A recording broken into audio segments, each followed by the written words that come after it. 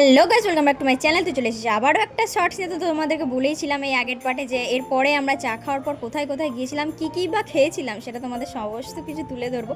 তো দেখতেই পাচ্ছ আমাদের চা খাওয়ার পর্ব কিন্তু শেষ হয়নি, কিন্তু একের পর এক চা খেয়েই যাচ্ছে। বাঙালি মানুষ, চা নেশা কি কম হতে পারে? তো তোমাদের কে কে চায়ের নেশায় আছো মগ্ন, সেটা আমাকে কমেন্টে জানাও। আর এনার মুখের সামনে চা ধরে কেমন লাগছে ক্লিপসটা জানিয়ে। গঙ্গাধারের ফুরফুরে হাওয়ার সাথে কিছু প্রিয়জন, আর সাথে যদি বাদাম ভাজা না থাকে তা কি হয়? তো বাদাম ভাজা কিনে নিয়েছিলাম, কিন্তু আমি সেটা খাইনি, কারণ আমি বাদাম খাই না। এদিকে হাঁটতে হাঁটতে আমরা কোথায় যে চলে যাচ্ছি বুঝতেই পারছি না।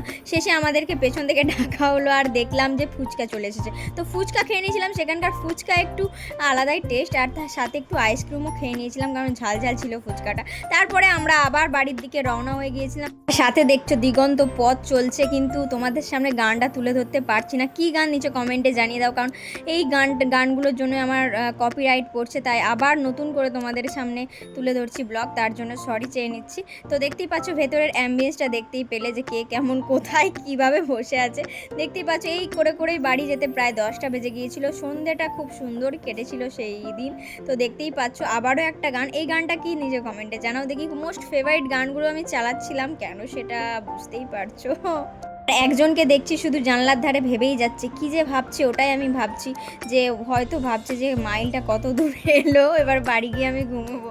না সে না, একটু মজা ঠাট্টা হচ্ছিলো। আর সাথে সেদিন আইপিএল ম্যাচ চলছিল। তো তোমরা কে কে আইপিএল ম্যাচ দেখো নিচে কমেন্টে জানাও।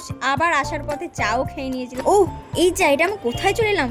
ও সেদিন গিয়েছিলাম আর একটা নতুন ক্যাফে ওপেনিং হয়েছিল, তা এটা পরের দিন গিয়েছিলাম। দেখতেই পাচ্ছ পিৎজা নিয়ে নিয়েছিলাম। তো সেখানে পিৎজার থেকে অ্যাম্বিয়েন্সটা খুব সুন্দর ছিল, তো ডেকোরেশনটাও খুব সুন্দর ছিল। সেখানে খেয়ে কিছু আবার স্ন্যাক্স খেতে চলে গিয়েছিলাম।